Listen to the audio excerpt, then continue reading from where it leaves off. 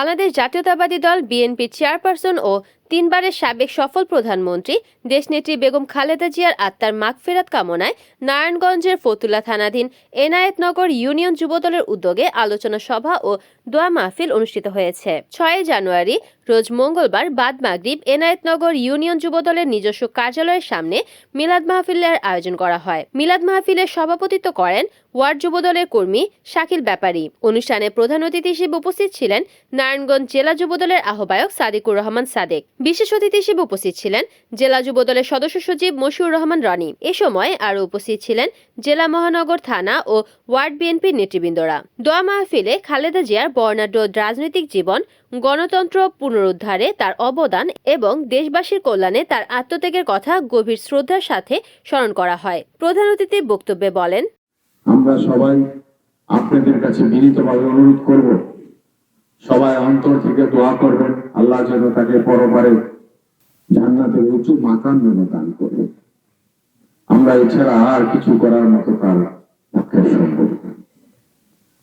আল্লাহ ওনাকে যে জায়গায় নিয়েছে আমরা সবাই যেন অন্তর থেকে তার জন্য দোয়া থেকে যাকে নমিনেশন দেওয়া হয়েছে, দলের ভোটের প্রার্থী যাকে দেওয়া হয়েছে, আমরা সবাই তার পক্ষে কাজ করবো ইনশাআল্লাহ। কারণ দলকে মানতে হলে দলের সিদ্ধান্ত মানতে হবে। আমরা জানি ব্যক্তির চেয়ে দল বড়, দলের চেয়ে দেশ বড়। সেদিকে খেয়াল রাখে আমাদের কাজ করতে হবে। আমাদের ভিতরে অনেক দ্বিধাদ্বন্দ্ব থাকতে পারে, কিন্তু বৃহত্তম স্বার্থে, দেশের স্বার্থে, গণতন্ত্রের স্বার্থে, দেশের সার্বভৌমত্বের স্বার্থে আমরা একসাথে কাজ করতে হবে।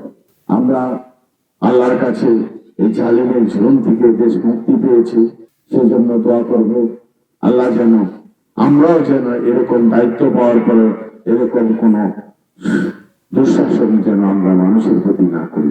মানুষের ধারে যেতে হবে, মানুষের মন জয় করতে হবে, মানুষের থেকে ভোট চেতে হবে। আমরা মানুষের মনে যদি কোনো কারণে কষ্ট দেই তাহলে আমাদের কথা শুনবে না, আমাদের কথা মানুষের কানেও নিবে না। দলের সিদ্ধান্তের বাইরে এখনো আছেন, তাদেরকে বলবো দলের সিদ্ধান্ত মেনে গণতন্ত্রের স্বার্থে, দেশের স্বার্থে আমরা সবকিছু একসাথে কাজ করে জোটের প্রার্থীর পক্ষে কাজ করে। মিলাদ ও বিশেষ দোয়া শেষে তোবারক বিতরণ করা হয়।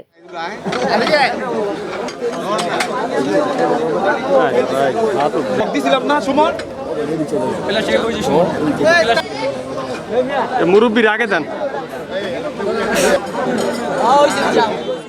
রিপোর্ট করেছেন সাগর খান, NNTV, নারায়ণগঞ্জ।